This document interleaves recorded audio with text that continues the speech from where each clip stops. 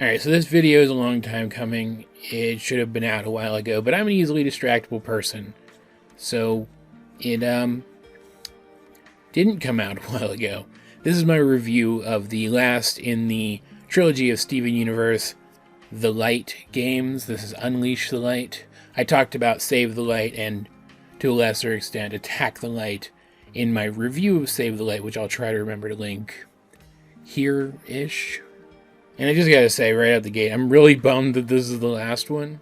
Like, it's possible it might receive some more updates, and there's still more I can do in it if I really want to. But, it does kind of suck. It does kind of suck this is the last one, apparently, that we're getting. Because these games were fun. They weren't perfect, but I enjoyed playing them. I'm going to do something that I usually don't do in these reviews. I'm actually going to structure it. Imagine that. We're going to talk about story first, then the characters, then what I liked and didn't like about the mechanics, and then what I feel that this game has going for it over the others and what I feel like it's lacking. And if you've played the other games or you've seen my playthroughs of them or you watched that previous review, the story of this one isn't going to surprise you. It's still basically Steven Universe fan fiction crammed into a slot in the timeline that isn't really explored by anything else, featuring what is effectively an OC, that being the Light Prism, known in this game as George. And while the Crudiverse did, to a limited extent, help with the story of this game, and from what I understand, there were some concepts from the show that were used for this game and the other ones, it's still not considered entirely canon, which is unfortunate because, well, all of these have been RPG-style games where the characters go around doing RPG stuff related to plot lines involving the Prism. The only one that really delved into parts of the lore that I found interesting was the second one, seeming to imply that there is more to the Pyramid Temple than we had actually seen in the show so far, as well as implying things about the war that were never discussed anywhere else. It also canonized the character of Hessenite, who is almost definitely the commander that Centipedal talked about. Save the Light had direct ties to what had happened in the show, enough so that I made a theory about it. And this one I think could have done the same thing, and this one I think could have done the same thing, and even more so, as it's set between the end of the original series and the movie. But really all that it added to the lore was confirmation that Steven and the Crystal Gems did travel around a little bit to other gem-controlled planets to spread the new peace of the Empire, which is a nice thing to have confirmed for us. I'm glad that we see that that's a thing that they did, like we saw a little bit in Future, that that's a thing that Steven did, but it's nice to see that that's kind of always been part of the process. But again, we saw that in Future. We could infer that that was always part of the process. It also canonized, I guess, in its limited kind of canon, a couple of other genuine Garnets, that being the villains of this particular game, which again was interesting, but I still don't think anywhere near as interesting as the lore stuff from Save the Light. The only real story component here that I feel was a real shakeup was the redemption of the character of Hessenite. She was the villain of Save the Light, the original possessor of George, using him as a weapon during the Gem War. And while the end of Save the Light did seem to imply that she was on the cusp of learning a lesson and just needed to go out and kind of change, grow, discover herself, it's a little odd that she came around as fast as she did. She shows up in this game to help the Crystal Gems from time to time, leading to some fantastic comedic moments where she shows up during the main dungeon of the game, the Palace of Light, I think is what it was called.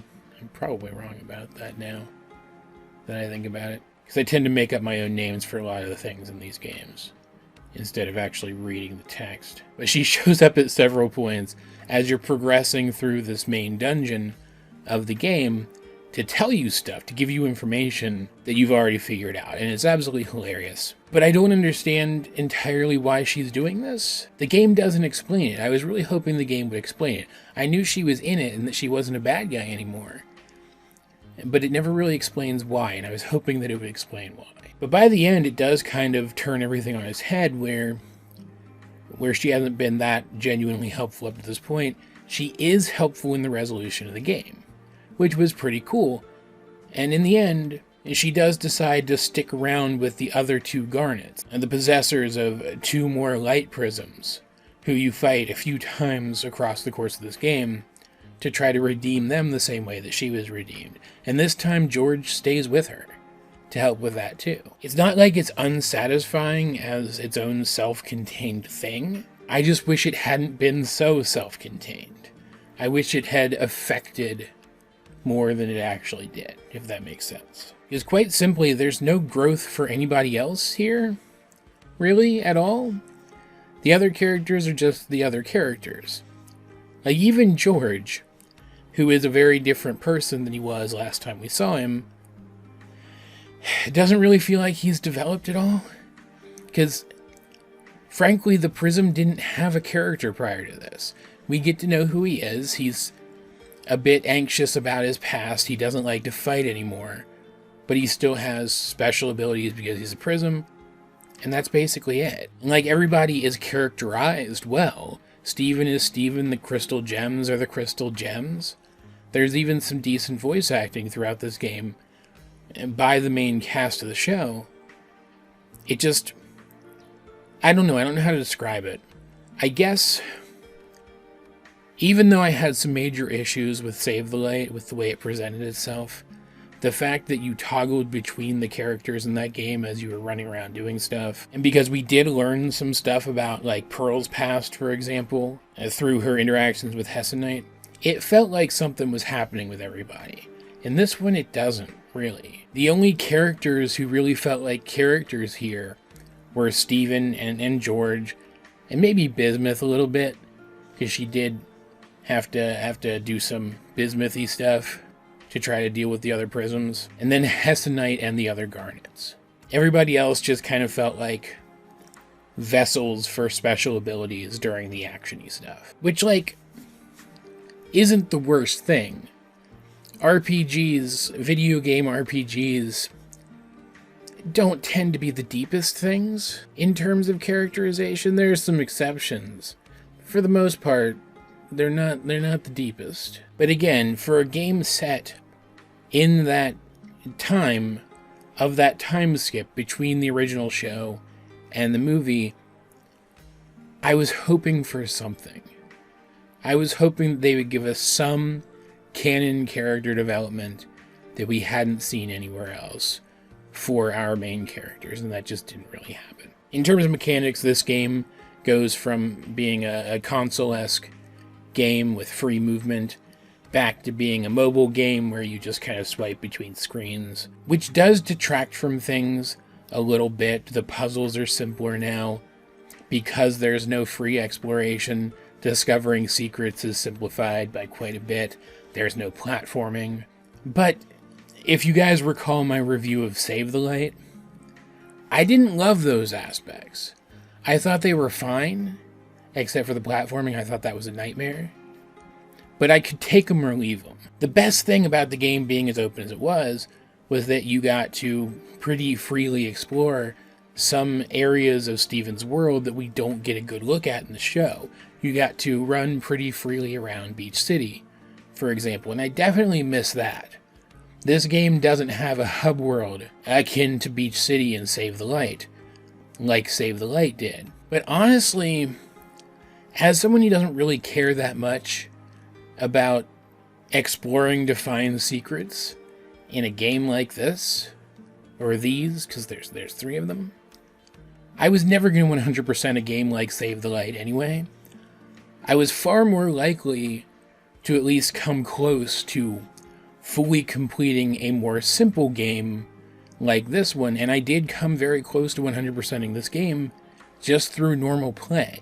And because it wasn't so free and open, it didn't have some of the jankiness that Save the Light did that made the game so frustrating for me to play on a system that it wasn't really optimized for. To be fair, I played this game on PC as well, which is not what it was made for, but because you just swipe between the screens, that doesn't really matter. Unfortunately, though, because the gameplay was reverted back to something more akin to Attack the Light, some features were lost that I do miss.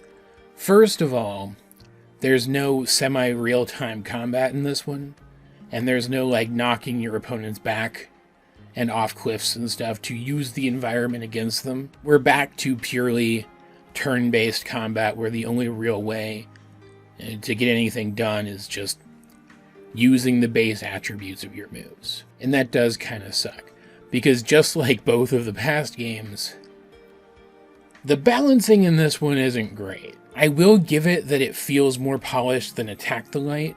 It feels like the characters are more generally useful overall in this one. Pearl is not the only character in this game, for example. Lapis is still probably the best character in this one. There is still a best character in this one, that being Lapis. But there are multiple characters in this one who fill kind of similar roles and yet still feel distinct enough that you can build several interesting teams with the characters available in this game and succeed with pretty much all of them. And you don't just gain abilities naturally as you level up like you did in Attack the Light. There is something of a skill tree mechanic in this where you do get to customize how your characters grow as they level. But the balancing still feels off. I'm not somebody who has a lot of knowledge of how to balance a video game, so it's hard to describe. It just feels like some abilities that on paper should be useful are not as useful as they feel like they should be. You end up focusing on a few abilities of your characters and neglecting the rest. Also, there's no Greg in this game as a playable character. I don't think we actually ever see him in this game at all. I'm trying to think. I don't think we do at all, which is a bummer. And it was always kind of a stretch that Greg would go along on their adventures and help them fight, but I still kind of miss it. And that brings me back around to something that I really do miss about this game. That being that the heavy musical aspect of the second game is absent from this one. Steven does have musical abilities in this game, but they're not their own ability tree like they were in the second game. He doesn't unlock a whole bunch of musical powers. He just has one basic musical power that I never even bothered to use. It just wasn't that good. And because Greg wasn't there, you didn't have his entire plethora of musical abilities to choose from. There was no residual damage from sonic blasts or anything cool like that. And with as much importance as the show put on music, it was nice to see one of the games do that too, and it's really a shame to see it gone. The crafting system, while here, is also dialed back considerably, but to be honest, I kind of preferred that. You didn't have to go to a unique location to do the crafting. You could just craft pretty much wherever you were. I do think that's an improvement, just for quality of life, right? But it is still kind of a shame, because in Save the Light, the location you had to go to craft stuff was Bismuth's Forge, and that makes sense. In this one, it's just George who does it, and that, while more convenient, is less interesting. There's also just some bugginess to the game. Sometimes the movement controls just don't feel like they want to work. And sometimes you'll find yourself in a location with difficult enemies that there was literally no point in visiting in the first place, out-of-the-way locations, out-of-the-way map sections that have no purpose at all except to trap you in a difficult battle and waste your time. And I really hate time-fillery stuff like that in video games. I don't like you to waste my time when I'm trying to have fun. There were some instances where it felt like the UI was fighting with itself. And there are some areas where the difficulty curve is just weird. Like, not counting Hernândez's ship, which is supposed to be post-game content. I did not play it as post-game content, which is why it was so difficult for me. There are still some areas in this game where it feels like it goes from being not very difficult to very difficult and then back to not very difficult again. Couple that with the fact that there are a lot of locations in this game, but the simplified nature of it has caused some of those locations to, by necessity, be kind of samey with each other. And I do feel like the game is a little longer than it needs to be. I feel like all of those things are symptoms of the game being a little longer than it needs to be. It also tries to incorporate side quests into it, like the first one did. And while I completed them, they weren't difficult to complete. That's part of the problem. There wasn't any depth to them at all. Though the only reason they were there in the first place is because you do interact with some native gems as you're visiting these various planets. Which, from a lore perspective, aside from the canonizing of some more actual garnet gems, was probably the most interesting part of the game overall. Though if there's one place that I feel like the balancing was done right in this game, it's with the bosses. Bosses in Attack the Light felt way too easy, and then bosses in Save the Light felt extremely uneven. They would force you to rely on one or two mechanics, usually ones that you hadn't had much time to practice yet, and were basically impossible if you didn't have one of a few specific characters on your team. In this game, that's not the case. They're still perhaps not as challenging as they could be sometimes, but I never felt like they were unfairly difficult, like they were sometimes in Save the Light, and they did a pretty good job of giving you mechanics to exploit that made sense with the mechanics you'd been using so far. They weren't perfect, but I had a lot more fun fighting them than I did practically any of the bosses in Save the Light, so I do feel like it's a step up. All in all, just like the past two games, I do feel like this one is a mixed bag. I feel like there are some pretty solid negatives to it, to the experience of playing it, but I did overall have an enjoyable time. I feel like if you're a Steven Universe fan or an RPG fan, or preferably both, you will enjoy playing this game. It's available on Steam now. It wasn't. Originally it was an iOS exclusive, which is why it took me so long to play it. Because I don't touch Apple products. They burn my flesh. But it's available on Steam now. It ran very well on Steam. I'd recommend picking it up. Just, you know, if you have experience with the other two, don't expect this one to blow you away. It finds a good middle ground between the styles of the first two games without ever really feeling like it does anything interesting on its own. But even if that's true, the experience of playing it is still fun. That said, what do you guys think of Steven Universe Unleash the Light? If you have played it, let's get a discussion going in the comment section down below. And while you're down there, you might as well like the video, share it with anyone else you think would enjoy my content, subscribe if you haven't. You can also check out links to my various social medias, as well as to the many ways you can help out the channel. Those will be in the video description. But either way, this has been AJ22, and I will talk to you guys later.